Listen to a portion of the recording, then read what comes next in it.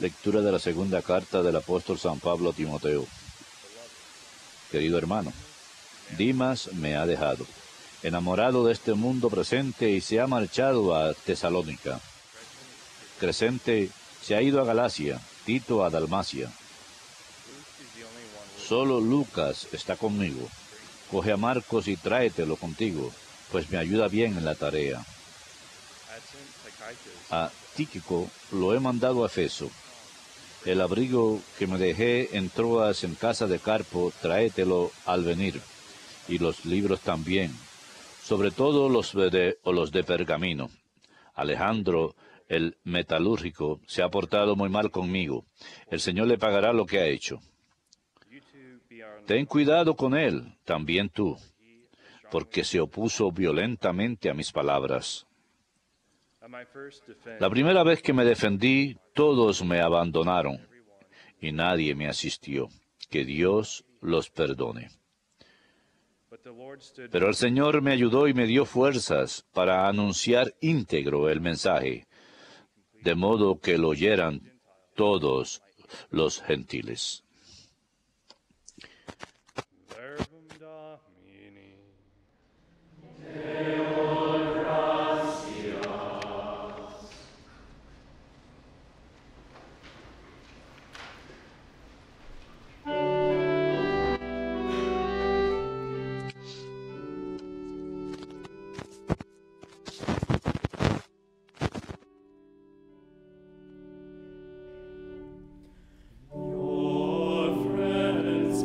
Que tus fieles, Señor, proclamen la gloria de tu reinado.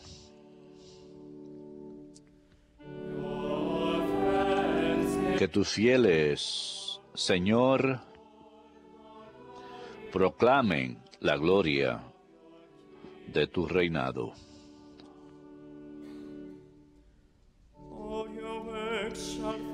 Que todas tus criaturas te den gracia, Señor. Que te bendigan tus fieles. Que proclamen la gloria de tu reinado. Que hablen de tus hazañas. Que tus fieles, Señor, proclamen la gloria de tu reinado.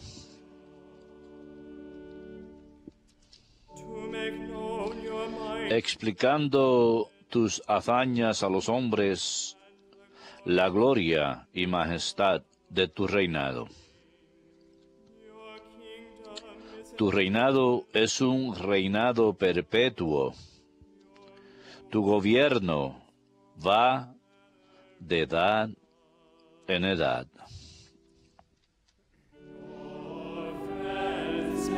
Que tus fieles, Señor, proclamen la gloria de tu reinado.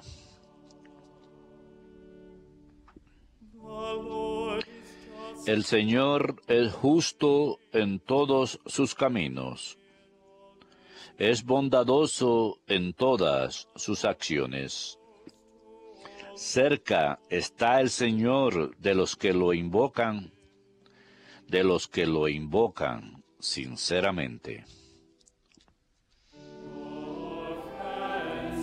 Que tus fieles, Señor, proclamen la gloria de tu reinado.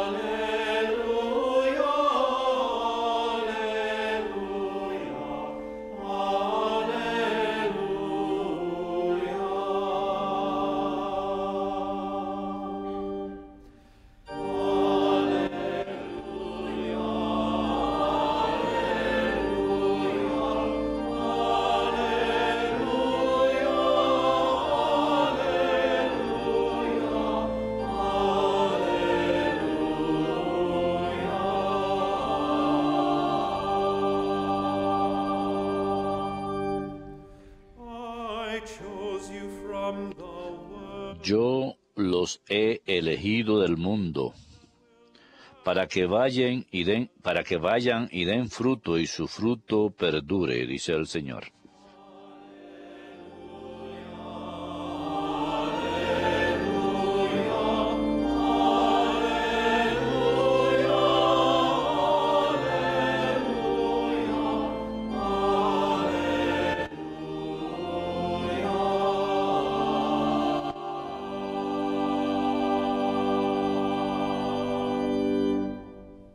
Dominus vobiscum. Et cum spiritu tuo. Lectio Sanctae Evangelii secundum Lucam. Gloria tibi, Domine. The Lord Jesus appointed En aquel tiempo designó el Señor otros 72 y los mandó por delante de dos en dos a todos los pueblos y lugares a donde pensaba ir él. Y les decía, la mies es abundante y los obreros pocos. Rueguen, pues, al dueño de la mies que mande obreros a su mies. Pónganse en camino, miren, que los mando como corderos en medio de lobos. No lleven talega, ni alforja, ni sandalias, y no se detengan a saludar a nadie por el camino. Cuando entren en una casa, digan primero, paz a esta casa.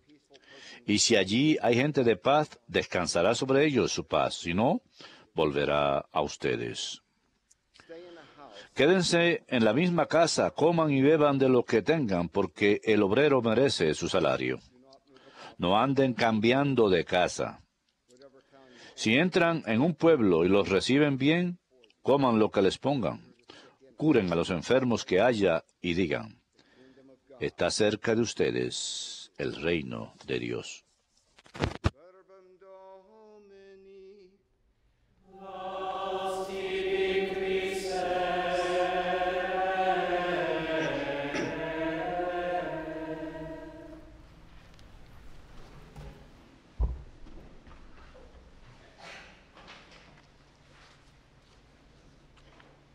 Within the introductory rites to our Dentro de los ritos de introducción en la Santa Misa,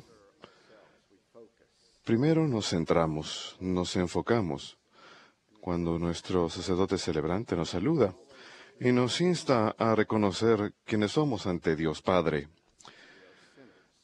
que somos pecadores, necesitados de su infinita misericordia. Y rezamos el acto penitencial, el Kyrie, en donde aclamamos al Señor y nuevamente imploramos su misericordia. Misericordia, divina misericordia. Vemos el infinito amor de Dios y siempre su misericordia sobre nosotros. Le extendemos la mano en oración, en nuestra humildad, en súplica. Y Él siempre nos extiende la mano a nosotros. Su mano derecha nos ha de sujetar para comunicar su amor compasivo, para aliviar y sanar el daño en nuestra alma que a menudo se desvía en la oscuridad del mundo. Como dice nuestro salmo responsorial de hoy, el Señor es justo en todos sus caminos y santo, es misericordioso en todas sus obras. El Señor está cerca, muy cerca, a todos los que llaman su nombre. En las Sagradas Escrituras, inspirados por el Espíritu Santo, nos guía, siempre nos guía a la misericordia infinita del Señor. Y quizás ninguno más que el Evangelio según San Lucas, que nuestro amado Papa San Juan Pablo II, el gran Papa de la Misericordia, en su encíclica Vives Misericordia, rico en misericordia, notó. Jesús hace de la misericordia una de las cosas principales de su prédica. El autor del Evangelio que habla de estos temas en las enseñanzas de Cristo en particular, Es Lucas cuyo evangelio tiene el título de El Evangelio de la Misericordia. Hoy celebramos la festividad de San Lucas Evangelista, quien se identifica como el autor del tercer evangelio y los Hechos de los Apóstoles. Y si uno toma esas dos obras combinadas, compendian más de nuestro Nuevo Testamento que cualquier otro autor, incluyendo San Pablo. A pesar que no hay evidencia directa, algunos estudiosos piensan que San Lucas puede haber ofrecido por lo menos parte de la carta a los hebreos, que no se le atribuye a ninguna obra de San Pablo. No sabemos mucho acerca de San Lucas, pero en la tradición y las enseñanzas de los padres de la Iglesia, se cree que San Lucas era gentil de Antioquía, ubicada en la Siria de la Antigüedad. Era médico, aparentemente tenía mucha educación y era muy hábil, y conocía muy bien el idioma griego. En cierto momento se convirtió al cristianismo y se volvió discípulo de San Pablo. Y acompañó a San Pablo en por lo menos 2 de sus viajes, el segundo y tercer viaje de San Pablo. Y el santo, como escuchamos en la primera lectura de la segunda carta a Timoteo, San Lucas era el único con San Pablo durante su tiempo final, antes de su martirio en Roma. Esto indica que San Lucas era un compañero muy cercano y amigo íntimo. Tenía gran amistad y hermandad con San Pablo. Algunas tradiciones dicen que después del martirio de San Pedro y San Pablo, San Lucas peregrinó a Grecia y Egipto a predicar el Evangelio. De hecho, no se sabe si murió de muerte natural o si alcanzó la corona del martirio, pero según las tradiciones murió a los 84 años en Grecia. Sin embargo, otra tradición afirma que fue crucificado en Petras, en Grecia, junto a San Andrés. Algunos estudiosos también alegan que es posible que San Lucas haya sido uno de los 72 discípulos nombrados por Jesús en la lectura del Evangelio que hemos proclamado hoy. Pero en su prólogo a su Evangelio, San Lucas nos informa que él no fue testigo ocular de los eventos del ministerio de Jesús. Sin embargo, sin importar la historia de San Lucas, tenemos su don, el don de su Evangelio, el don de los Hechos de los Apóstoles, la historia de nuestra iglesia primitiva, que se cree que fueron escritos ambos al mismo tiempo, como una sola obra, probablemente en Roma, en algún momento entre el año 59 y 60 después de Cristo. A pesar que el Evangelio según San Lucas fue uno de los evangelios sinópticos que comunican relatos semejantes de Jesús y su ministerio, así como los evangelios según San Mateo y San Marcos, hay numerosas características únicas en el Evangelio según San Lucas que no aparecen en otro lado y únicamente quedan en este Evangelio, como el Magnífica de María, el Benedictus, la parábola del buen samaritano y el hijo pródigo y numerosos otros pasajes que solo aparecen en su Evangelio. Parece probable que San Lucas hubiera utilizado a San Mateo y San Marcos en sus Evangelios como fuente de él. No obstante, él tenía todas estas otras parábolas e historias.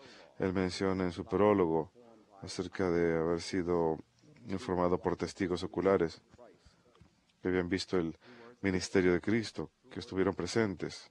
¿Quiénes eran estas personas que él entrevistó, con quien conversó, quien rezó, o con quien fue compañero? Por seguro sabemos de San Pablo.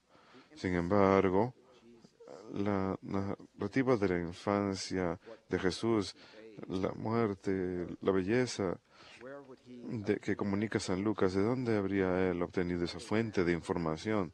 Aparte de quizás la Santísima Virgen María. Por seguro, otras fuentes dentro de su Evangelio, él hubiera conocido, probablemente hubiera conocido a San Pedro o San Pablo en Roma, en prisión, pero hubiera sido conocido a San Pedro y mutuamente se conocían y quizá otros discípulos también.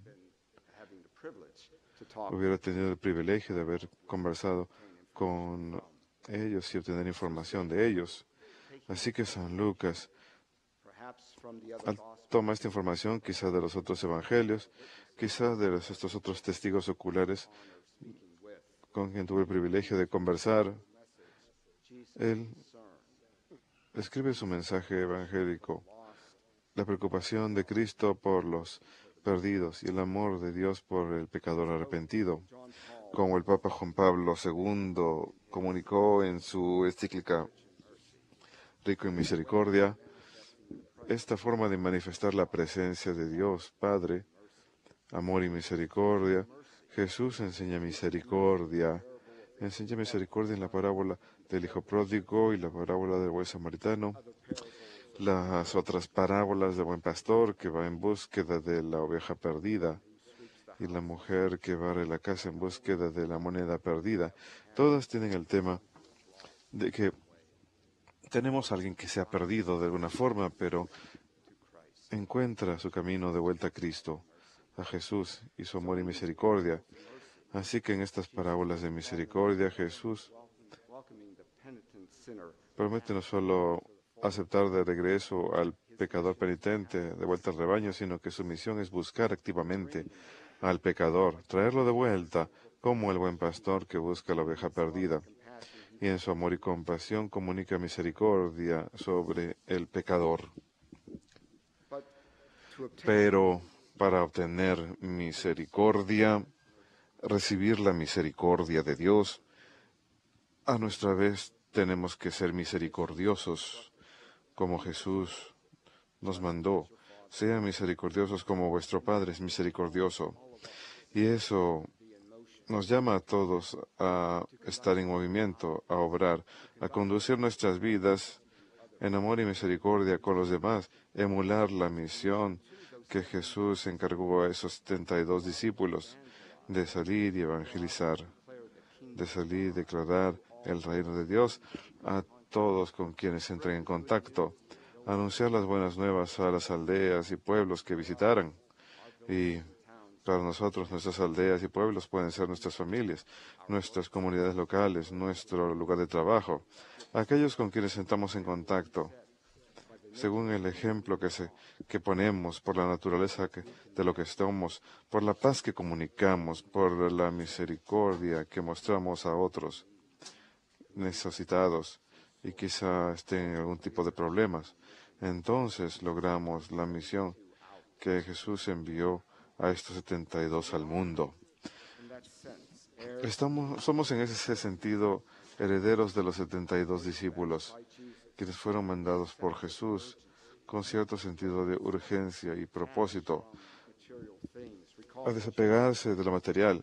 Recordemos lo que dijo Jesús: no lleven talega, no lleven sandalias, no lleven dinero, enfóquense en la misión esencial, o sea, anunciar las buenas nuevas del reino de Dios.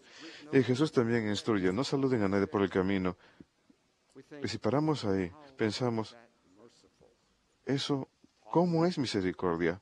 ¿No le hablen a nadie en el camino? Pero Jesús está advirtiendo contra distracciones que puedan alejarnos de la misión. Enfóquense en la misión. Estén ahí para el pueblo que quiera recibir y acepte el amor de Dios y las buenas nuevas de Cristo.